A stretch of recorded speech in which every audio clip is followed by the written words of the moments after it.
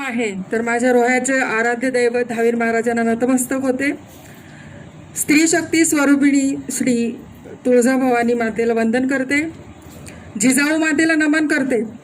इतिहासाच्या पानावर, रयतेच्या मनावर, मातीच्या कणावर आणि विश्वासाच्या प्रमाणावर राज्य करणारे छत्रपती शिवाजी महाराजांना नतमस्तक होते. शाहू महाराजांना अभिवादन करते आणि आजच्या कार्यक्रमाचं प्रेरणास्थान, श्रद्धास्थान क्रांतीज्योती, ज्ञानज्योती सावित्रीबाई फुले आणि त्यांना आपल्याला ज्ञानदानासाठी जो सपोर्ट केला त्यांना महात्मा ज्योतिबा फुले यांना वंदन करते.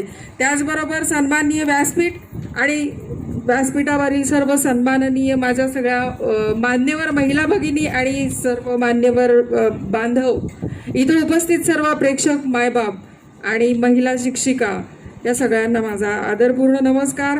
आणि आत्तापर्यंत ज्या महिलांना पुरस्कार मिळाला त्या सगळ्या शिक्षिका भगिनींना मी अभिनंदन करते. माझे आई वडील शिक्षक म्हणून रिटायर झाले. माझे वडील यशवंत दौलतराव देशमुख आणि माझी आई आशालता यशवंत देशमुख, दोघंही शिक्षक म्हणून समाजसेवी कार्य करून रिटायर झाले. त्यांच्या चरणी मी हा पुरस्कार समर्पित करते. आणि स्वतःची ओळख करून देताना राहिलं की माझं शिक्षण, मी उज्ज्वला अजित गोळे आणि माझ्या आईवडिलांचा तेव्हापासून नोकरीला लागली म्हणून उज्ज्वला आशालता यशवंत देशमुख असं नाव. माझं शिक्षण झालेलं आहे HSC, DED, BA आणि सावित्रीबाई फुले विद्यापीठातच मी BEd केलं आणि DSM ची डिग्री आत्ताच घेतली, नुकताच महिना झाला. सगळ्यांनी सगळं सांगितलं वेगवेगळ्या भाषेतलं. सर प्लीज 2 मिनिटं घेते. आता संस्कृत भाषेमध्ये मॅडमनी शिकवलं, इंग्लिश भाषेमध्ये इंग्लिश मीडियमला सगळे शिकवतात मॅडम, पण आम्ही जिथे काम करतो त्या आमच्या झेडपीच्या शाळा खेडेगावांमध्ये आहेत. तर आमच्या शिक्षकांना खेडेगावामध्ये जसं माझ्या माऊलीला, जसं माझ्या मातेला आज आपला जो सन्मान होतोय त्यासाठी शेणाचे गोळे खायला लागले, चिखलफेक खायला लागली, तत्कालीन समाजाच्या शिवीगाळ ऐकायला लागली आणि म्हणून आज मान सन्मान आपला होतोय. आणि इथं माझ्या महिला भगिनी आज व्यासपीठावर बसल्यात. त्याचप्रमाणे थोडंसं काम आम्हाला झेडपीच्या शाळांना करावं लागतं, ते म्हणजे शिक्षण प्रवाहात विद्यार्थ्यांना टिकवून ठेवणं. जसं संस्कृतमध्ये मॅडम म्हणतात, यत्र नार्यस्तु पूजन्ते रमन्ते तत्र देवताः. त्याचप्रमाणे जर महिला पुढे यायच्या असतील तर आम्हाला आदिवासी भाषा शिकायला लागते, आगरी भाषा शिकायला लागते, कोळी भाषा शिकायला लागते, सगळ्या भाषा शिकायला लागतात.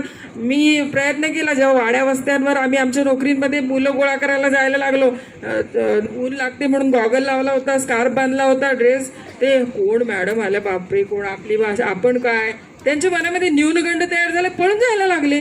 म्हटलं बापरे यांना शिक्षण प्रवाहात कसं आणायचं.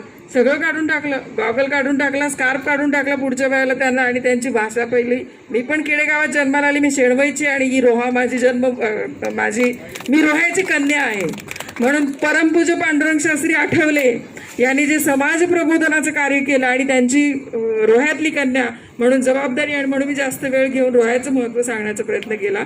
आदिवासी भाषा शिकलो, आगरी कोळी भाषा शिकलो आणि त्या भाषेत आम्ही त्यांच्याशी जवळ जाऊन बोलायला लागलो तेव्हा ते आमच्या जवळ यायला लागले. आदिवासी मुलं, त्या भाषेतली मुलं. प्रमाण भाषा नंतर शिकवली हो, शाळेत येऊ द्या पहिलं, शाळेत बसू द्या पहिलं, तर आम्ही प्रमाण भाषा शिकवणार, संस्कृत भाषा शिकवणार, हिंदी भाषा शिकवणार, इंग्रजी शिकवणार. पण प्रवाहात आणणं आमच्यासाठी चॅलेंज असतं झेडपीच्या शाळांमध्ये, ते आम्हाला करावं लागतं. आणि म्हणून मी मगाशी आपण जयंत्या पुण्यतिथ्या भगिनी आपल्याला माहिती आहे साजरे करताना मुलांना सांगतो की अरे नुसते पुष्पहार घालू नका, नुसतं प्रसिद्धीसाठी कुठला कार्यक्रम करू नका. तर त्या आपण ज्यांची जयंती साजरी करतो, पुण्यतिथी साजरी करतो ना, त्यांच्यातला कोणता तरी गुण आपल्या अंगी घेण्याचा प्रयत्न करू. आणि म्हणून माझ्या माता माऊलीचं एक कवित्रीचं गुण माझ्या अंगात आहे. मी वेगवेगळ्या भाषेत कविता करते, आगरी, कोळी, हिंदी, मराठी, आदिवासी.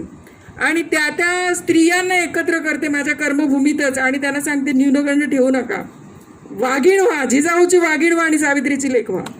आणि त्यातलंच एक कविता मी थोडक्यात ऐकवते तुम्हाला, आदिवासी कविता. माँ है आदिवासी तानी सांगते मानी नशिबानी कहानी. माँ है आदिवासी तानी सांगते मानी नशिबानी कहाणी. जन्म झाला आदिवासी म्हणून, जन्मभर झिजलं हात गवत खणून, जन्मभर झिजलं हात गवत खणून. गरिबाचीच लेकमा, गरिबाचीच लेकमा, गरिबाचीच राणी. राब राब राबून भरतय पोट पाणी, राब राब राबून भरतय पोट पाणी. माना ओढास दारू पिते भारी, माना ओढास दारू पिते भारी. चार पोरा मानेच कष्ट देते मा भाकरी, चार पोरा मानेच कष्ट देते मा भाकरी. डोकरा डोकरी निजनेल तापानी, डोकरा डोकरी घरात निजनेल तापानी. राब राब राबून भरते पोट पाणी, माहाय आदिवासी तानी. मग जाऊला लागले स्वाध्यायला आता रविवारी. स्वाध्याय म्हणजे परमपूज्य पांडुरंग शास्त्री आठवले प्रेरित स्वाध्याय परिवार. मग जाऊला लागले आता स्वाध्यायला रविवारी. माना ओढासच्या पाया पडूला पाय धरी, माना ओढास आकडे आखनेल, मानी ओढास मानी ओढीस माने पाय धरी. मग आता देव झालंय नको आता दारू पाणी, मग आता देव झालंय नको आता दारू पाणी. पोरा शाळेत जातात बेस वाट मनाला, पोरा शाळेत जातात बेस वाट मनाला. सरकार कपडानं खिचडी देतात त्यांना, सरकार कपडाने खिचडी देतात त्यांना. शाळेत आता कशाची नाही कमी, म्हणूनच समाधानी आम्ही आदिवासी बहिणी, माहाय आदिवासी तानी. पोरं शाळेत शिकून होतील मोठी, तीच आमने आधारानी काठी. शाळेत शिकून पोरं होतील मोठी, तीच आमने आधारानी काठी. करतील नोकरी भरतील पोट पाणी, माहाय आदिवासी तानी. सपान मारा पुरा कर देवा, मागते तुझ्याकडे मागणी, माहाय आदिवासी तानी. अशा प्रकारच्या आदिवासी भाषेत आम्ही त्यांना जमवतो, कविता सादर करतो. आणि मग आमच्या आदिवासी महिला हे वाक्य बोलतात की मॅडम सर तुमच्यामुळे आमची मुलं शिकली, आता आम्हाला राबायची का, आमची मुलं नोकरी करतील. आणि हेच आम्हाला सावित्रीबाई फुलेंनी शिकवलं की शून्यातून जग निर्माण करा, प्रवाहाविरुद्ध लढ